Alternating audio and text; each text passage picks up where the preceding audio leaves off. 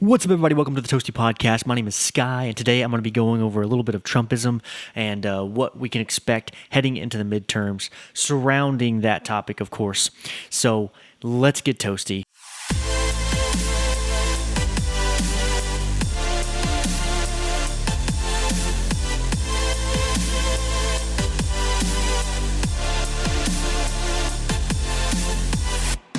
Conversations about Trump are still just as common as they were in the height of his presidency. I can talk to people all over, and they constantly talk about Trump, or they'll mention him at least in a conversation. Now, I won't say it's different than another president, say Obama. I mean, we still talk about him to this day, right? But I've said this before, Trump is one of those people that I would not get a beer with, but I certainly liked most of his policies, especially the way he handled himself with other world leaders. That's one of the biggest takeaways from the comparison of Biden and Trump that you can clearly see, clear as day. They're like a 180 difference in how they handle themselves with world leaders. I mean, so now you know what the difference is, right? Going forward, since we've had a back-to-back president that can tell you exactly what the difference is in handling themselves with foreign policy.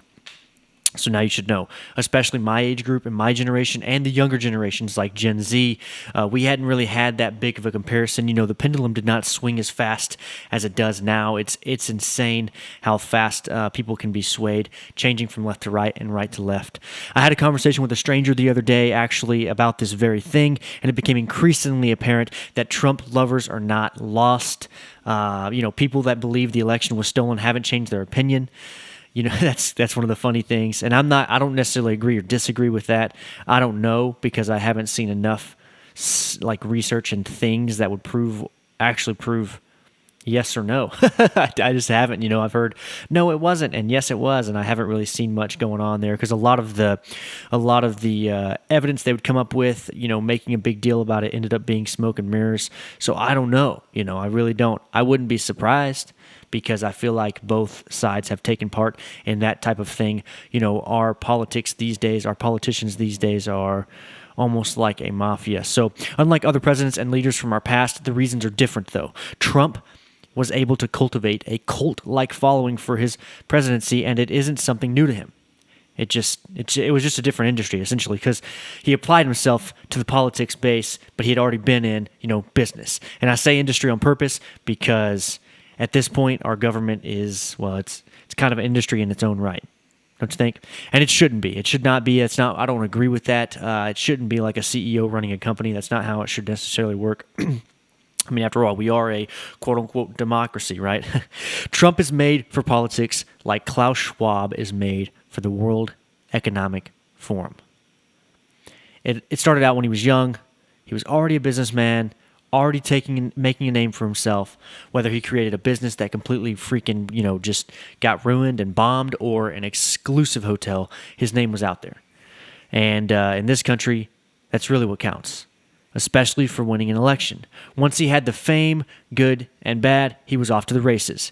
He isn't necessarily new to politics, but he hadn't really entertained himself in it like a budding campaign manager would. I mean, if I were as successfully renowned as Trump, I'm not sure I would either, because, politics suck. Unless I needed something to change, change government policy somehow. That's usually how it works, right? Lobbyists. Even then, it's a hired hand and companies that lobby on your behalf. So, I can't say I know Trump did that type of thing anyway, like that type of cheat code. But if he didn't, I'm sure his dad did. I mean, keep in mind, that's a legal method in America for getting your way. Don't hate the player, hate the game. Trump was a name you heard in rap songs, a name you heard in real estate mogul conversations, a name prevalent in entrepreneur magazines, and more recently, podcasts. He was interviewed time and time again about his bankruptcy woes, only to be thrown to the wolves whenever politicians were involved. Politicians have a history with this because every relationship has strings. Politicians just pull these strings for the appropriate outcome. The more strings you have, the better your chances of succeeding and getting the outcome you desired. Keep in mind, guys, I've never worked in the White House. I don't have an affiliation with anybody that does work in the White House. I'm not a journalist. This is literally just my takeaways, what I've learned through different, research and all that crap. You know what I mean? I'm just a pleb. So let me just keep that, make sure you guys understand that. But when it comes to Trump, these strings were clearly from D.C. to the mainstream media, right? He would just fake news this, fake news that. So clearly, they ended up showing us their true colors. And, really they just ended up showing us their contradictions very, very, very clearly. I don't know, compare it to the freaking cigarette commercials that told you that cigarettes were good for you, because it was that blatant. But even in that time, you don't know that it's that blatant, right? So, hindsight's 2020, I guess, or whatever. So I'm going to turn my phone on Do Not Disturb because it is blowing up and it's pissing me off. So, all right. But what's actually good for you is using a service like Everyplate. I use Everyplate to get all my food for the week delivered right to my door every Monday at about 2 p.m. But aren't you at work, Sky? What happens if the food goes bad? Well, they pack all your fresh goodies in a nice foil-lined box stuffed with big freezer bags that keep your meat, veggies, and ingredients lemony fresh, except without the lemons.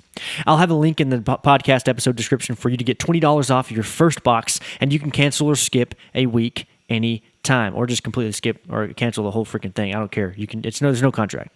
Okay, just get it. See if you like it. It's freaking awesome. I love it.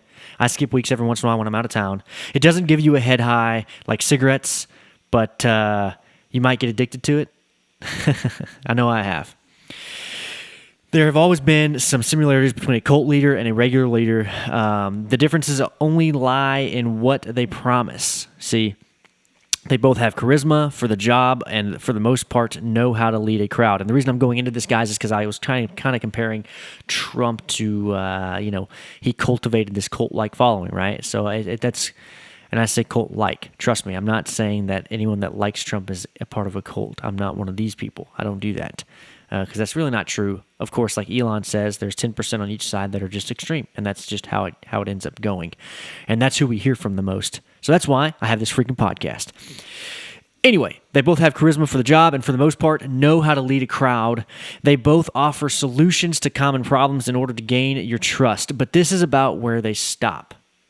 A cult will require you to follow small, often odd rules just to maintain the idea that you're not the leader, leading to punishment for certain small things like drinking all of the milk or, whatever it is. I'm not sure what David Koresh did in his camp thing, commune, whatever you want to call it, but I know, it would be like, oh, you did this, you're punished or some crap, I don't know, or you have to go to timeout, whatever it was, dude.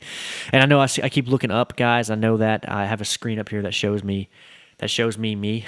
It's my camera angle, so I know it's still working, because right now this is kind of a janky setup. So, yeah.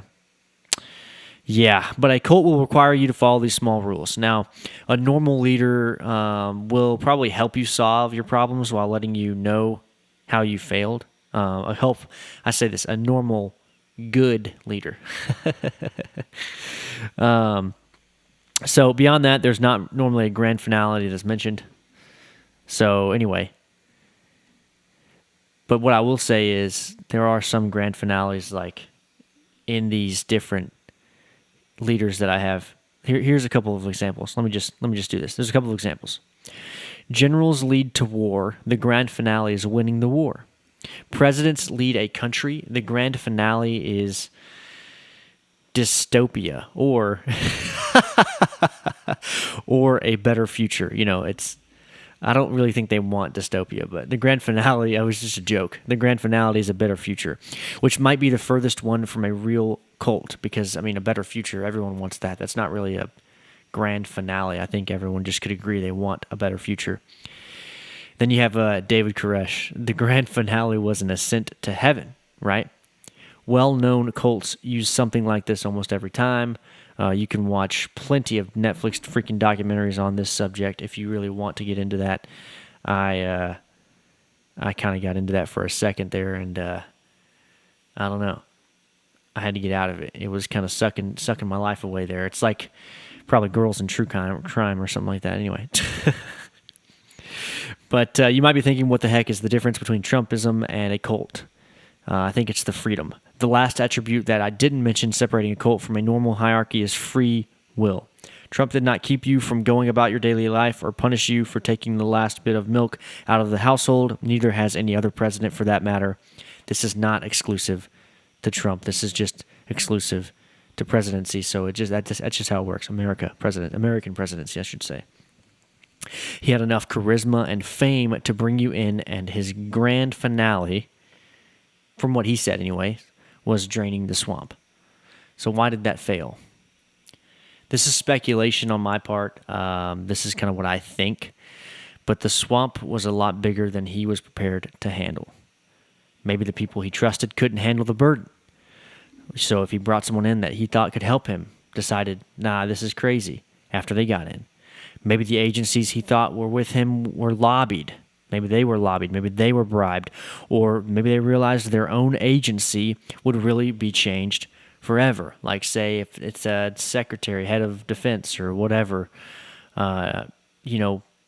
maybe he or she was like, oh, I can't do this. I actually can't remember who it was, to be honest with you. So, sorry, I'm just trying to get through this monologue. Anyway, the only agency that I'm not questioning in my own research at this point, from all this stuff, in any presidency, any government problem we have, any policy, in politics in general, the only agency that I'm not questioning, the only government agency, I should say, is USPS. And even then, I'm kind of skeptical. When it comes to this kind of stuff, I am very willing to listen to all different opinions and ideas, a conspiracy theorist, as it were. But the strings were pulled, Trump gave into the COVID narrative, and that's where I think this fails. So when he gave into the COVID narrative and overall lost his base and hadn't even tried to gain a new one, or new parts that he hadn't gotten before and bring them to his base. Trump was used to business. And where you're swaying, so in business, you're swaying people one conference at a time. Not a melting pot of a country, And I say conference room. One conference room at a time. At this, like a table like this podcast table, you have 8 people there, and you're like, hey, you guys should accept my proposal. Sometimes it's just you and another person playing golf, Trump loved golf. Of course he did.